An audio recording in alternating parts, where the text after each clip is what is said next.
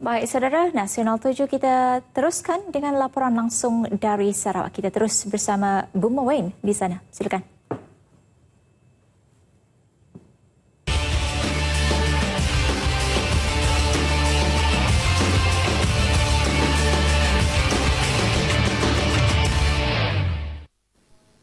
Salam sejahtera dan salam sehati sejiwa. 4 buah sekolah rendah di daerah Sebauh, Bintulu mula dinaiki air sejak Selasa lepas berikutan hujan lebat beberapa hari lalu. Sekolah terbabit SK Kebulu di Ulu Jelalong Tubau, SK Bukit Balai Tubau, SK Bukit Mawang dan SK Genaan.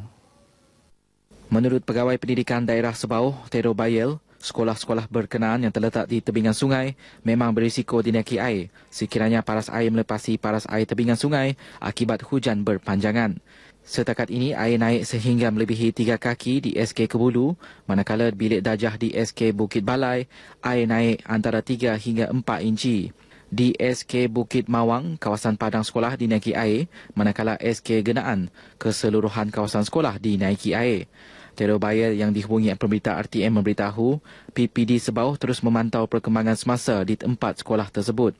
Bagi keselamatan pelajar dan kaki tangan, SK Kebulu telah ditutup mulai semalam. Sementara itu, Ahli Dewan Undangan Negeri Kemenang, Datuk Dr. Stephen Rundi Utom yang ditemui meminta pihak berkenaan bersiap sedia menghadapi kejadian banjir. Pihak negeri telah pun bersiap sedia, iaitu Jawatankuasa Bencana Alam telah pun bersiap sedia. Saya berharap orang ramai jangan tidak mengambil iktibar bahawa ini adalah satu perkara yang sangat penting untuk kita bersedia. 5 lokasi telah dikenal pasti bagi program pendidikan komuniti Penan kawasan Tutuh Apoh di Miri yang akan beroperasi pada Januari tahun depan. Lokasi terlibat Long Jenalong, Long Kerangan, Long Leng, Long Kawa dan Baselulong. Menteri Kebajikan, Wanita dan Pembangunan Keluarga, Datuk Fatimah Abdullah berkata, kos pembinaan bangunan dan kos operasi bagi tempoh 5 tahun yang berjumlah RM2.75 juta akan disumbangkan oleh Petronas. Our strategic plan, iaitu Plan Strategik Pendidikan Awal Kanak-kanak, clearly spells out that every child in Sarawak, every child in Sarawak will have access and equity to a quality early childhood education. Sama ada melalui taska ataupun melalui tadika ataupun melalui asuhan di rumah ataupun melalui program community seperti ini. Bercakap pada sidang media selepas mempengerusi mesyuarat penubuhan sekolah Penan di Miri, beliau berkata sebagai permulaan program tersebut akan menggunakan kemudahan sedia ada di lokasi sementara menunggu kerja-kerja pembinaan bangunan yang dijangka siap Mac 2016.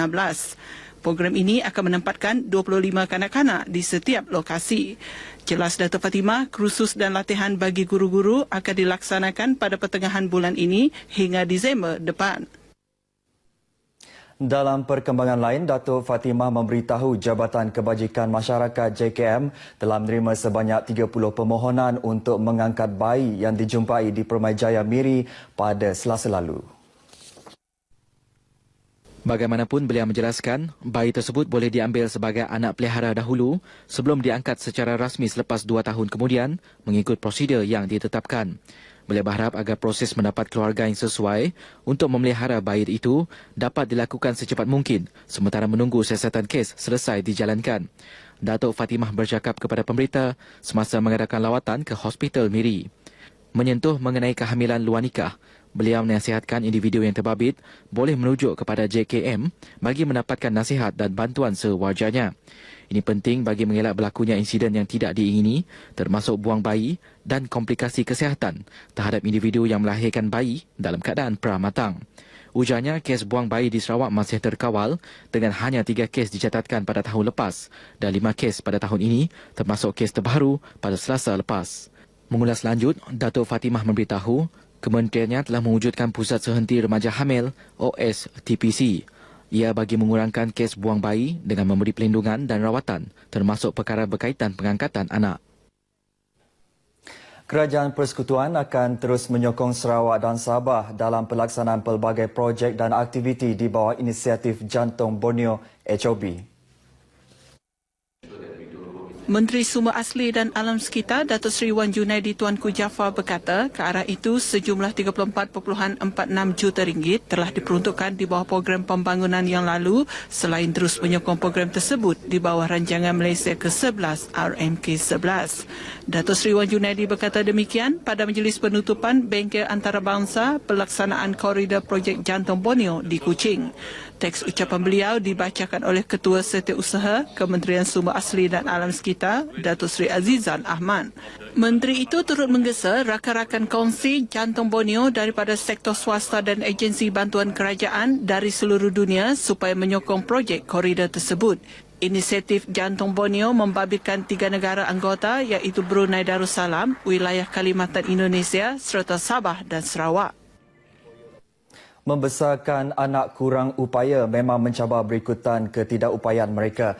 Bagaimanapun, ini tidak bermakna golongan istimewa tersebut dikecuali daripada mendapat hak atau keperluan seperti kanak-kanak normal yang lain.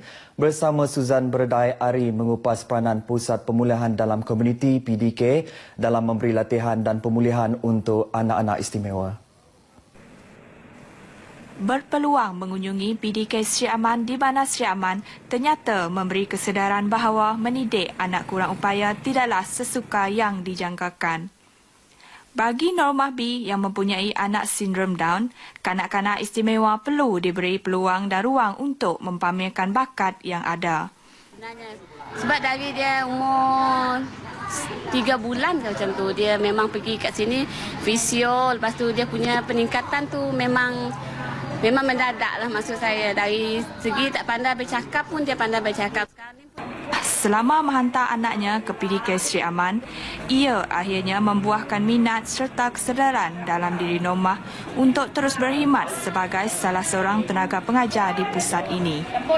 Bagi Belulu Empenit yang juga mempunyai anak sindrom Down, dia sudah cukup berpuas hati melihat anaknya kini sudah mampu menguruskan diri sendiri.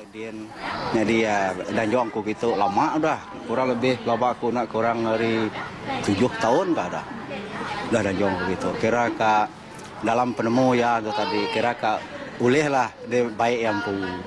Petugas-petugas kami sini semuanya boleh tahan untuk mendidikkan anak-anak, tapi maklumlah orang kampung dia belum sedar lagi apa yang ada di PDK. Haraplah mereka dapat menghantarkan anak-anak yang sebegini supaya jangan dikongkong di rumah. Ketika ini, terdapat 52 individu kelayanan upaya yang aktif mengikuti sesi pembelajaran dan pemulihan di PDK Sri Aman. Aku nak masuk PDK, tentu aku nak boleh bakal aku ke Seritok, bakal ke Dipedak kita ke Seritok. Jadi, bagi itu aku ramada aku beri besar terima kasih ngagai semua cikgu buat PDK tu lah. Pembelaan nasib golongan istimewa bukan setakat memberi latihan khas dan bantuan sokongan tetapi menyediakan peluang kepada mereka sama-sama menyumbang terhadap kemajuan negara.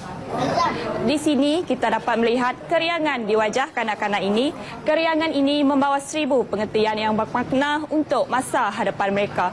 Insan seperti ini juga memerlukan bimbingan dan kasih sayang daripada semua pihak, khususnya ibu bapa untuk lebih yakin di masa hadapan mereka. Dimulakan pada 1993, PDK Sri Aman yang sebelum ini terletak di bangunan Bulan Sabit Merah, Jalan Hospital, telah berpindah ke Kompleks Penyayang Taman Srijaya Sri Aman. Susan Bradayare, Berita RTM. Seterusnya kita beralih ke segmen agenda hari ini.